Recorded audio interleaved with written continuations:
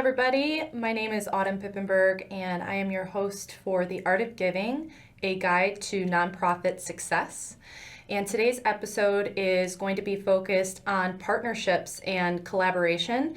And we have a very special guest with us today, Mrs. Donna Bliss. She is our Director of Development for Art of Giving Foundation, and it is a new role for us, not for her.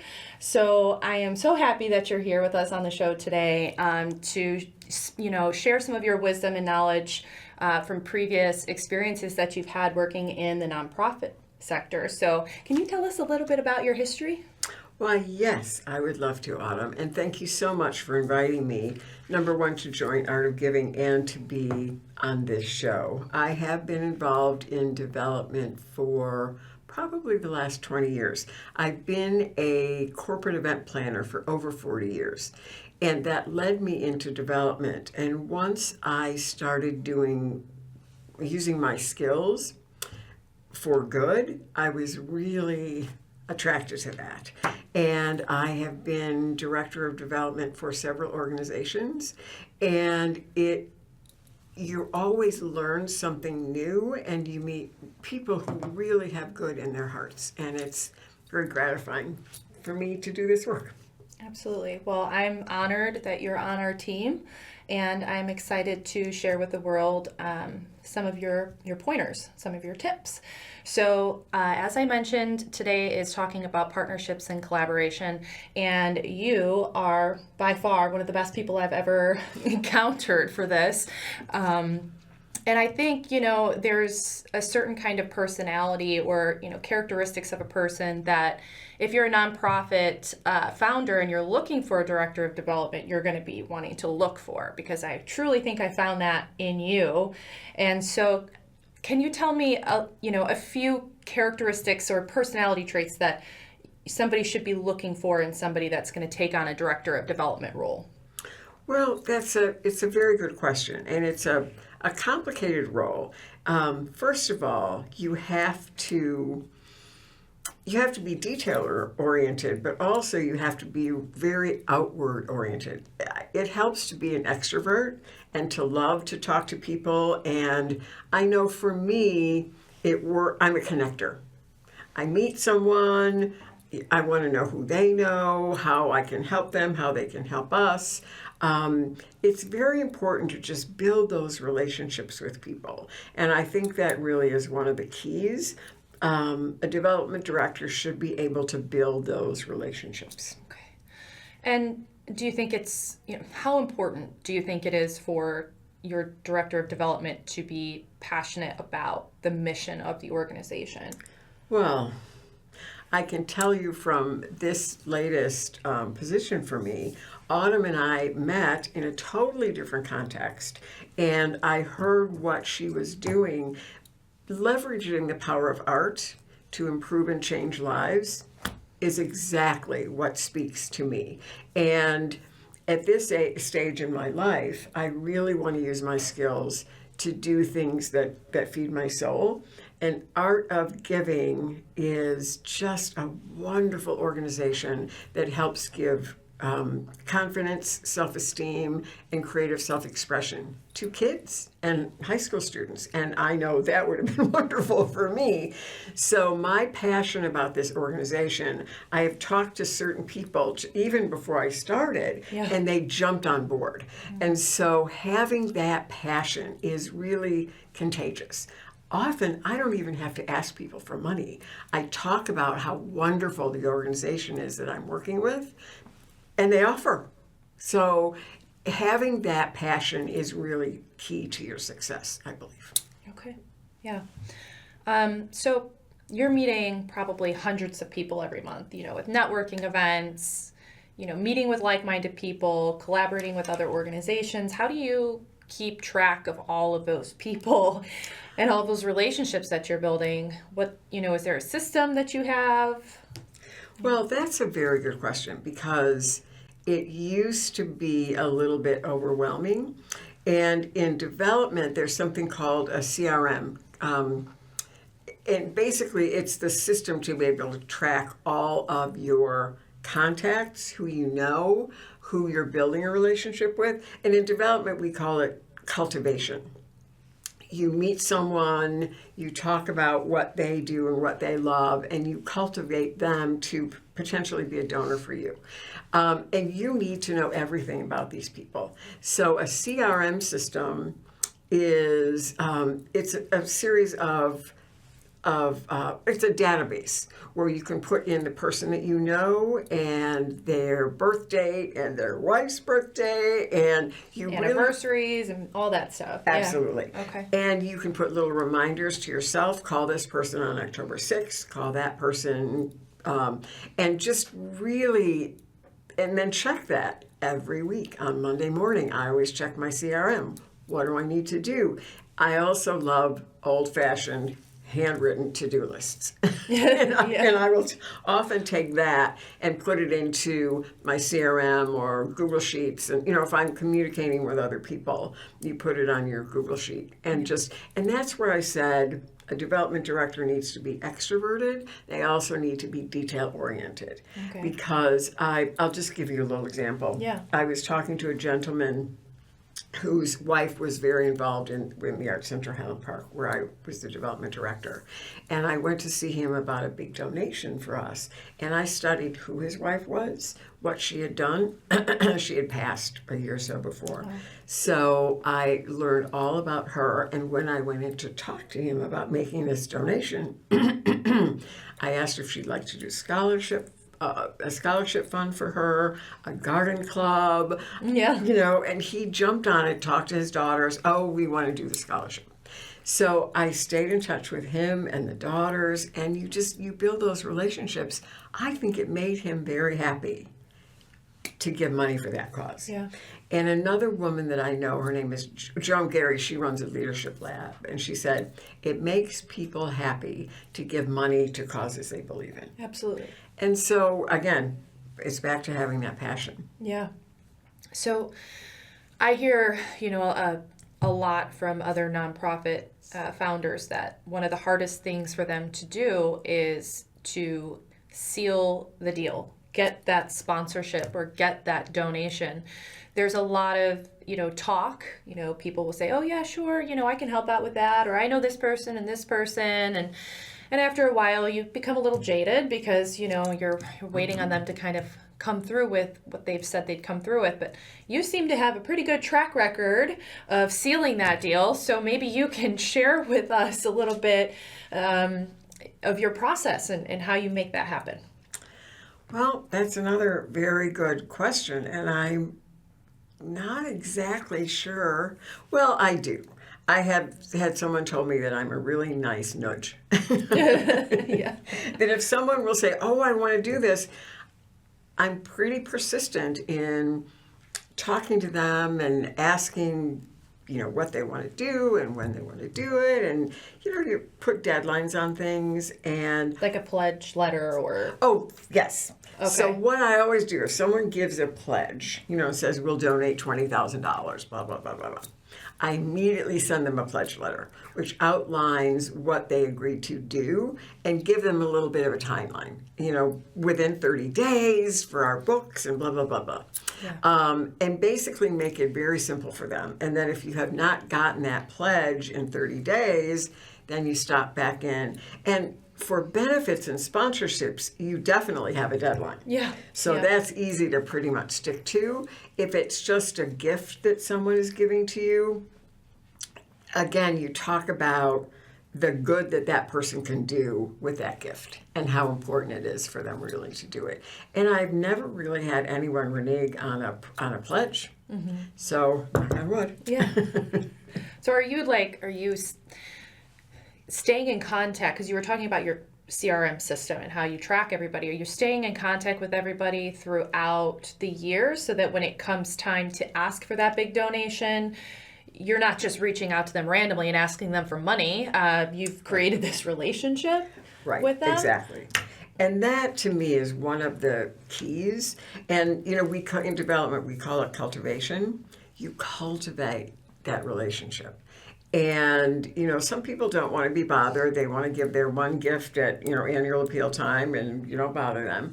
But the people who've been my biggest donors and the most dedicated givers to an organization are the ones that I'm really friends with, and building that relationship. And again, we call it cultivating relationship. Right. And you call, oh, it's your wife's birthday. What did you do? And then when it comes time to ask for money, it's not like, hi, can you open your wallet for me? It really is that cultivating that relationship that I think is very helpful. Right. I love that too, because I feel like, building relationships throughout this process, it's about the journey, is just, it's more rewarding, and it means more to me that I'm building or cultivating a relationship with somebody over time that becomes stronger and stronger, and it's not just about the money, and there's more out of the partnership than money too, and there's, oftentimes people have a lot more to give than just money. Maybe they have resources, or they know somebody that they can introduce you to. So yeah, just all around, I think it's better, it's healthier as an organization to build and cultivate those relationships. And people get excited when they can help you. If someone has a contact that can help you. Oh, I have someone who can donate alcohol for your event. Oh, I know someone who can get you Bears tickets for your event. All of those things are helpful, and it's a friendly gesture. Yeah, absolutely. And if that person was not your friend, they may not be as excited to do that. Exactly, right. So you did talk about, networking and, getting out to these events and meeting with like-minded people. How important are events in your process of, developing the organization's overall, mission and vision? Well, networking is incredibly important, because in development, we're always trying to expand the network. Yeah. And it's kind of like in sales, you talk to 10 people and one says, oh, yes, I really want that. It can be the same in development. And getting out there and talking to people and explaining what your mission is and having them really understand, to me, it's enjoyable because I feel passionate about the organization. And you're an extrovert, which helps. Well, I used to be shy, believe it or not, but I guess I got over it. Yeah.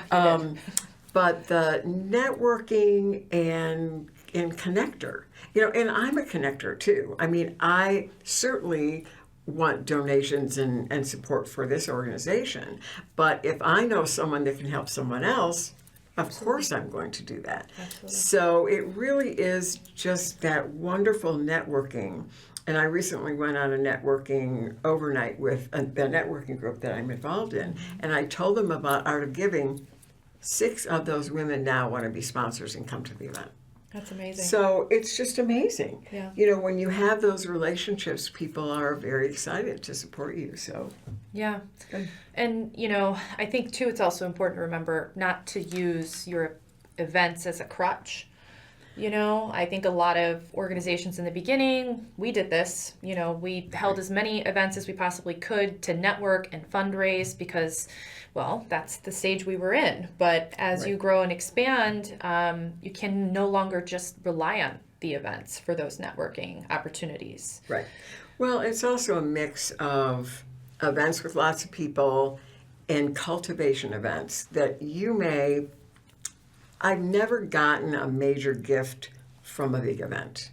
I may have met someone that I then followed up with, but if you're having a meeting with someone and asking them for $20,000 or a major gift like that, that personal connection is important. Yeah. And so, yes, events definitely have a part, but you also need to do the smaller events where you're really connecting with a potential donor. You mentioned following up. Yes. Yeah, I think that's Yes. probably one of the most important, key factors in this, because events are fun. You might have a couple glasses of wine and you're walking around and you're chit-chatting and you're meeting all these people and it's a fun time. But if you never follow up at the end of the event, did it ever happen? So, yeah. Following up, I think, is really, really important. Yeah. And I pass out business cards and I collect business cards. And, these days, a lot of people just put you in their phone and they'll text you, which is fine. It's all good. But that follow up is really important. Yeah. And if you do get a tip from someone or a gift from someone, you need to have that attitude of gratitude. I think that is one of the really important things in development is that if someone gives you $100,000 or $5, you are very grateful. Absolutely. Because that is something that they're not obligated to do, but if they're passionate enough about your mission, they will be happy to support you. So that attitude of gratitude is important. I love that.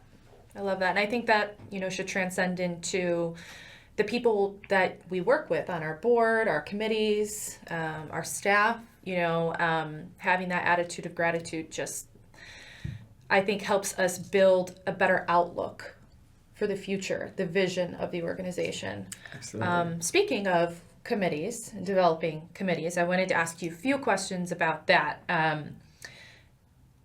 We obviously, with Art of Giving, have our board of directors, but how important do you think it is to have committees in the different sectors of the organization? Like, for instance, events, volunteer, like we do mural installations, like having our artists or mural, a mural committee. How important is it to you that you have committees working with you? Well, what's amazing about Art of Giving is that there are so many young people and older people that are really excited about this mission and want to be involved with us. And so putting someone in charge of a committee really gives them kind of skin in the game. Yeah. And they're excited about that. And if you say that you're in charge of this and you lay it out for them in the beginning, but then you kind of hand it over to them that this is your baby. And, to certainly help and touch in with them. But they're kind of like our ambassadors, so to say. Thank you. For the organization. It's absolutely. I mean, you're out there, you're networking, you're talking with all these people, you're setting up meetings and creating these partnerships, but there's just one of you, so having, I think, all of these individuals working on committees that are niche to whatever it is that they're passionate about within the organization, it's like having a bunch of ambassadors out there, it's a bunch of yous, out there in a sense. Yeah, that's and very true. I think that's how we grow, as an organization, And we discussed too, how do you really motivate your volunteers, your board members to be very involved? And it's sharing that passion. Yeah. And we, in many of the organizations that I've had, we always have people develop their elevator speech. You should be able to passionately talk about your organization in 2 to 3 minutes and really know what that means. And having that elevator speech, everybody talking, as you say, they're ambassadors, it's amazing what comes back to you that way. Yeah.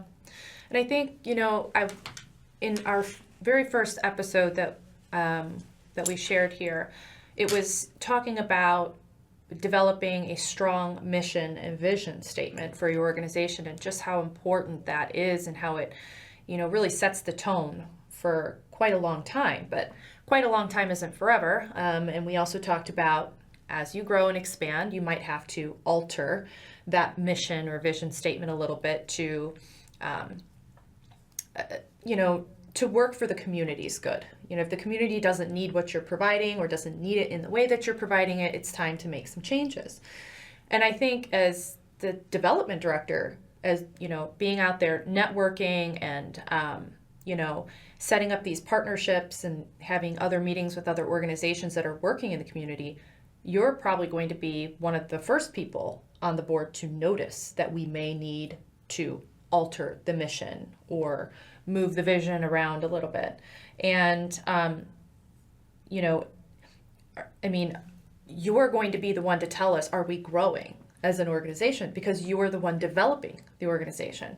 So as the development director, if, you were in that position where you had to bring it up to the board, hey guys, this isn't working. What we're doing was fine then, but now we need to grow. How do you have that conversation with them?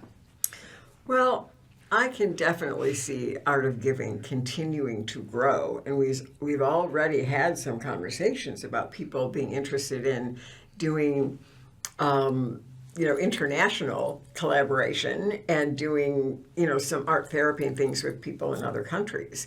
And the mission for now is very powerful. And if it does come to the point where we are doing more than is in that paragraph, then absolutely I would lay out a whole plan and my reasoning. And certainly talking to you, we would both understand that this is something that we want to do. But definitely the goal is to continue growing Art of Giving to be a really influential organization in the communities. And maybe it's not only in Chicago, but I can see this organization being really a major, major player. So I love having you on our board because you're wise. You have a lot of experience, and